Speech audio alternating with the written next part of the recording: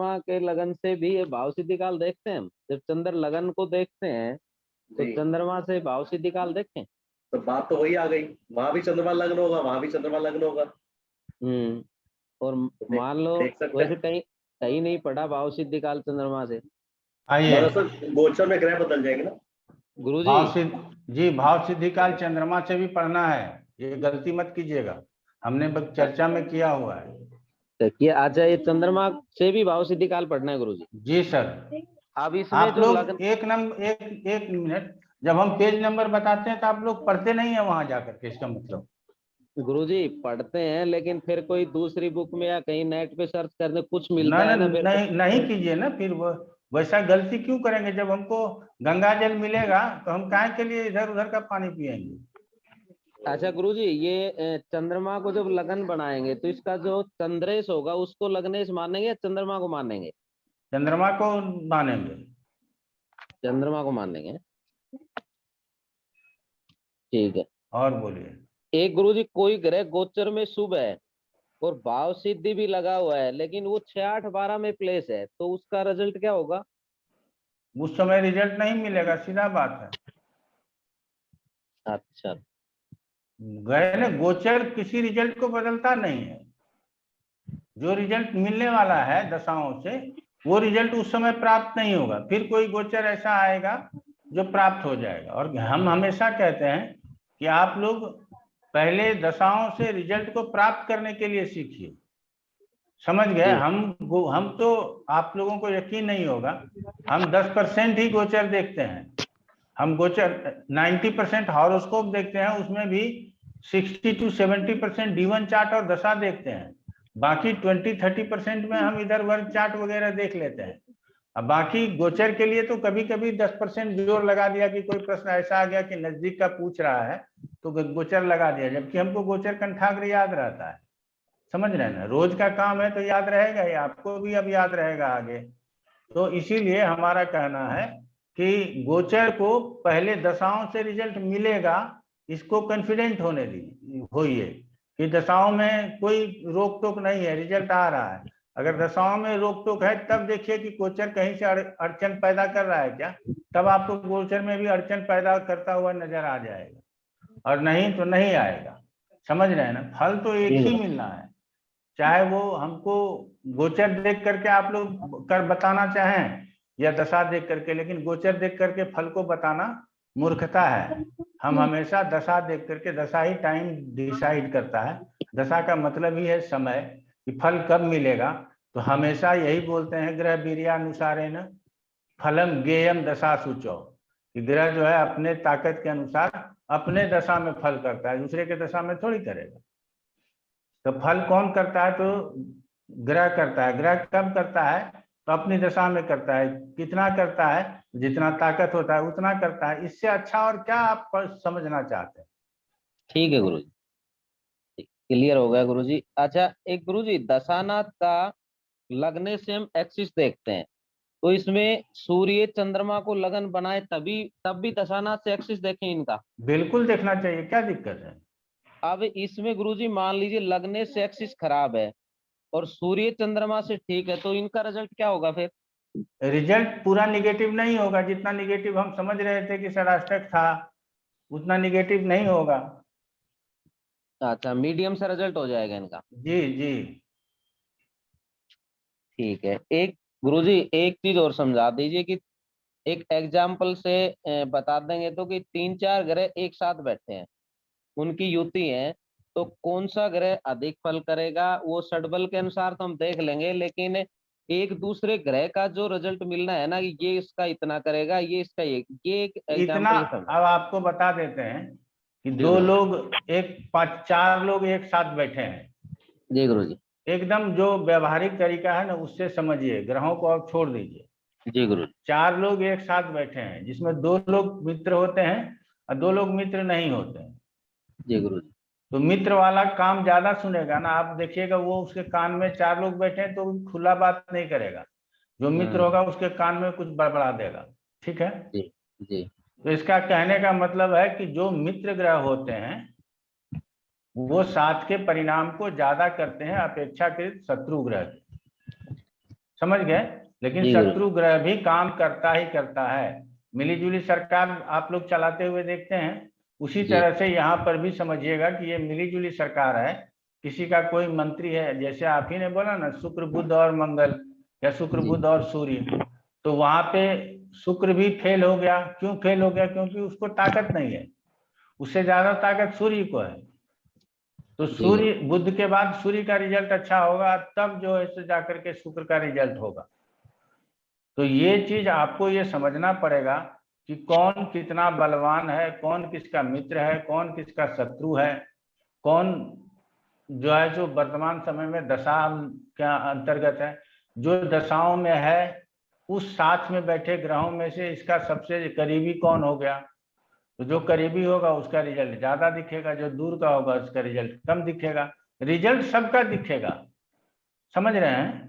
जी अलग अलग समय पर रिजल्ट सबका दिखेगा, प्रत्यंतर आएगा ना, उसके बाद जी गुरु। प्राण दशा आएगा ना, तो रिजल्ट सब अपना अपना दिखा लेगा, जितने भी योग में हैं। लेकिन हमेशा से ये ध्यान रखिए कि जिसके साथ जितनी बनेगी वो उसका फल उतना अधिक करेगा, जिसके साथ कम बनेगी उसको फल करना साथ में बैठा है, मजबूरी है, समझ गए। तो जी गुरु। इसीलिए वो फल करेगा ही करेगा, लेकिन जो करीबी है वो ज्यादा फल करेंगे। क्लियर हुआ? जी गुरु जी। थैंक यू गुरु जी। और प्रश्न लिखा हुआ है आपके पेज में? हाँ, ये मेरे दो वाले में प्रश्न खत्म हो मैंने, गए। गुरु जी 2 प्रश्न मैंने सुरेश जी के प्रश्नों से बनाए हैं, पूछ लो। ये इसमें लिखा हुआ है रासु तिल नवांश क्या है, कैसे देखते हैं? तो ये जो है केपी वाले के पास चले जाइएगा, वो पढ़ाएगा, हमारे वैदिक में नहीं है। गुरुजी एक बेसिक क्वेश्चन था कि जो राशिशील अध्याय और ग्रहशील अध्याय में ग्रहों का क्लासिफिकेशन जो पराशर में किया गया उसको क्या समझे हम लोग? क्लासिफिकेशन के लिए कैसे बोलेंगे कि कितना प्रकार का क्लासिफिकेशन है? जितना प्रकार बताया गया उतने प्रकार का क्लासिफिकेशन है। तो जो हम लोग को आपने बताया है बस उसी को हम लोग क्लासिफिकेशन मान लें क्या? बिल्कुल मान सकते हैं, बाकी क्योंकि और आगे आगे सामर्थ्य है तो और पढ़ते रहिए, हाँ, क्योंकि संसार को 9 ग्रहों के अंतर्गत बांटना है जी जी कि इसका कारकत्व इस ग्रह को है, इसका कारकत्व इस ग्रह को है, इसका कारकत्व इस ग्रह को है। जी जी तो उसी 9 ग्रहों के अंतर्गत सबको बांटना है, तो फिर हमको तो क्लासिफिकेशन बढ़ाना पड़ेगा ना। जी जी जी तो वो जीवन में जैसे जैसे आगे बढ़ते जाएंगे, सीखते जाएंगे, वो स्वयं बढ़ता जाएगा।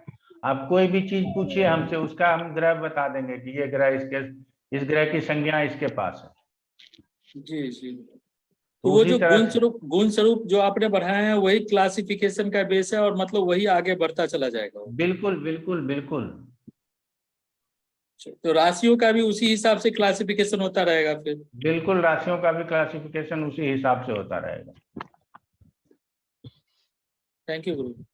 चलिए, अब आपके कुछ लिखे हुए जो प्रश्न है उसको भी पढ़ लेते हैं। मंगल की महादशा में 8वें भाव में स्थित सूर्य की अंतर्दशा हो, 64वें और 22वें दृष्टान 8th भाव में हो, एक्टिव हो, तो कुंभ लगन में ये स्थिति फादर पर कष्टदायी है क्या? संभव है कि फादर के ऊपर कष्टदायी हो सकता है। सधर्मी ग्रहों की दृष्टि कैसे देखते हैं? सधर्मी ग्रहों की दृष्टि, दृष्टि सभी ग्रहों की जैसे देखते हैं वैसे ही देखते हैं, कोई विशेष दृष्टि यहाँ नहीं होती है। सधर्मी हो या विधर्मी हो, कोई ग्रह जहाँ देख रहा है वहीं देखेगा, अलग से नहीं देखा। गुरुजी के जो फिर क्वेश्चन था उसमें जातक के लिए भी कष्टदायी हो सकता है या सिर्फ फादर के लिए होगा? जातक के लिए भी कष्टदायी हो सकता है, अष्टम में है तो जातक के लिए भी कष्टदायी हो सकता है। ओके क्लियर हो गया? जी जी। ये थोड़ा लिखा है explain 3, कर। एक मिनट रुक जाइए, थोड़ा इसको भी पढ़ लेते हैं। 3, 4 और अधिक ग्रहों की युतियों के रिजल्ट, ये तो आप बता दिया हमने।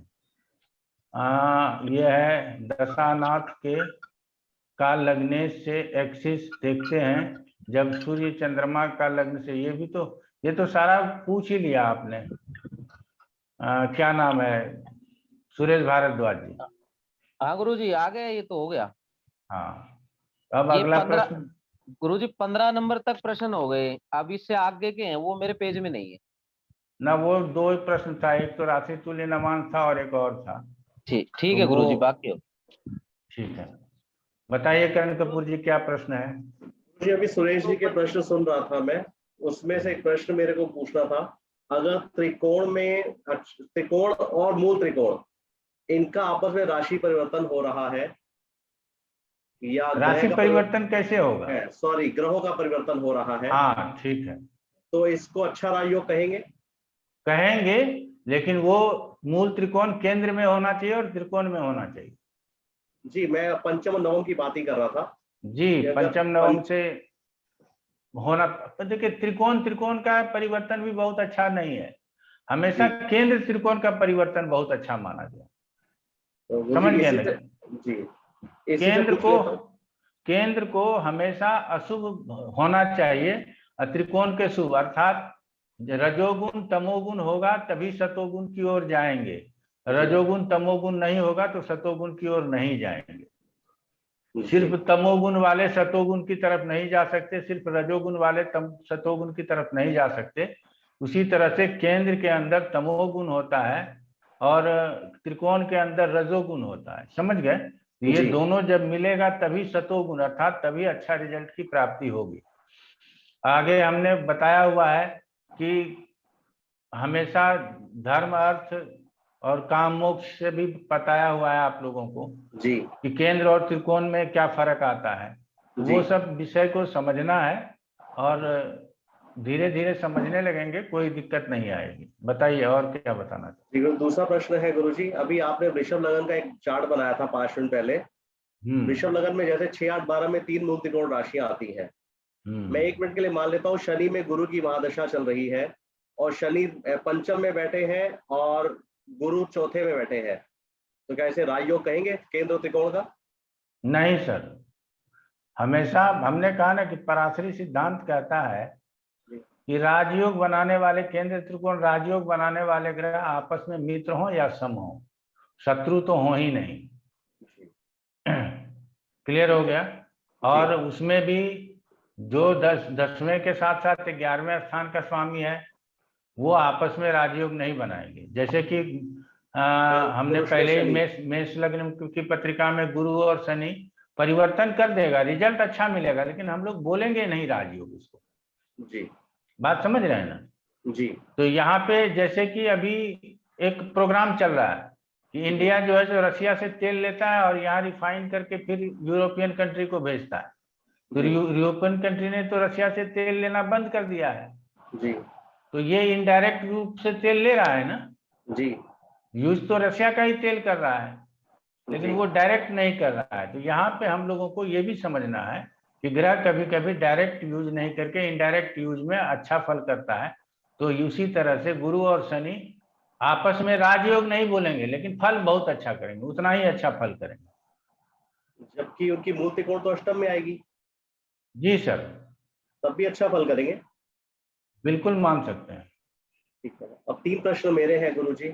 बोलिए जी। पहला प्रश्न गुरुजी, आपने बताया था कि पिता बीज देने वाला होता है और अगर कोई भी कंसीविंग करना चाहता है या बेबी प्लान करना चाहता है, उसमें महादशानाथ और अंतरदशानाथ दोनों स्त्री कारक है, प्रत्यंतर दशानाथ पुरुष कारक है मेल की पत्रिका में। तो हम किसका रिजल्ट मानेंगे, अंतरदशा का या प्रत्यंतर दशा का? ज्यादातर अंतर और प्रत्यंतर का ही मानना है, महादशा का नहीं मानना। नहीं सब अंतर में आ गया फीमेल और प्रत्यंतर में आ गया मेल, तो प्रत्यंतर को लेकर के चलिए। प्रत्यंतर का मेल में माना जाएगा।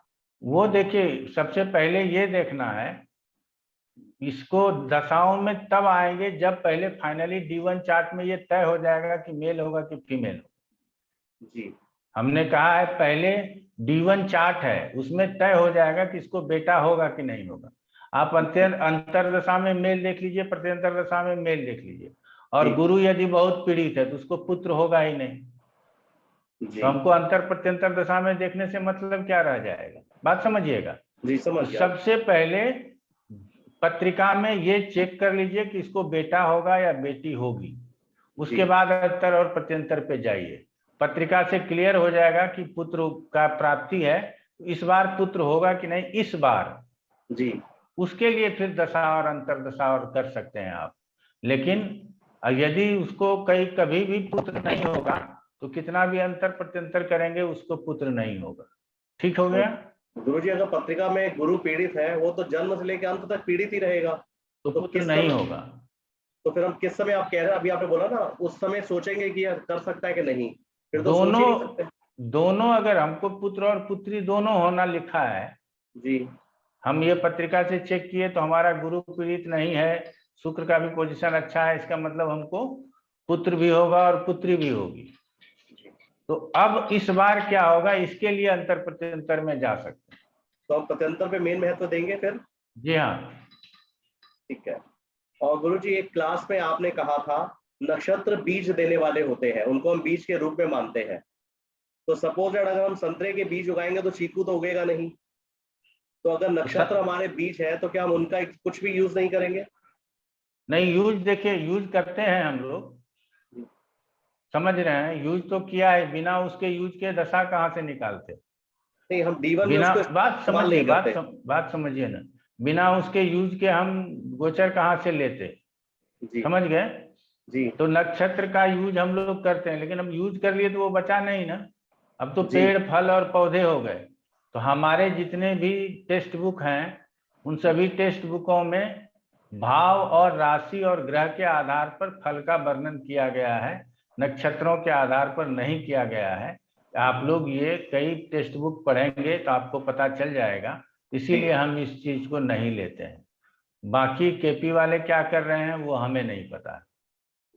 आखिरी प्रश्न गुरुजी मेरा, ये राहु अगर किसी के साथ बैठते हैं तो वैसा ही स्वरूप ले लेते हैं या उसके जैसे कार्तत्व करने लग जाते हैं? तो मान लिया हमने उदाहरण कि राहु बृहस्पति के साथ बैठे हैं, तो वो बृहस्पति वाले अच्छे काम करेंगे, तो जी फिर हाँ। राहु हमारे लिए बुरे। एक और एक वो 11 हो जाएंगे या एक और एक दुश्मन हो जाएंगे? नहीं सर, एक और एक 11 हो जाएंगे, चिंता मत तो, कीजिए। तो सर फिर तो राहु अच्छा फल देगा हमें, और हम राहु को देखते ही कह देते हैं कि राहु केतु एक्सिस है, गुरु पीड़ित हो गया। ना ना, वो गलत बोलते हैं ना, जी राहु केतु एक्सिस है, गुरु पीड़ित हो गया कहाँ? 8वें 12वें और 6ठे स्थान में, केंद्र त्रिकोण में है, तो हमको देखना पड़ेगा कि कहाँ का स्वामी है और कौन से भाव में स्थित है। समझ गए? देखते ही हम थोड़ी बोलते, इतना मूर्ख थोड़ी है। हमारा कहना है कि 6ठे 8वें 12वें भाव में यदि राहु केतु का एक्सिस गुरु के साथ हो, मंगल के साथ हो, तो चूंकि राहु 6ठे 8वें का फल विशेष करेगा और जो ग्रह बैठा वो भी 6ठे 8वें का फल करेगा, इसीलिए वहां खराब होता है। केंद्र में राहु गुरु के साथ है, हो सकता है त्रिकोण का स्वामी हो। जी जब राहु और गुरु जो है सो मेष लगन की पत्रिका में अभी दिखाते हैं।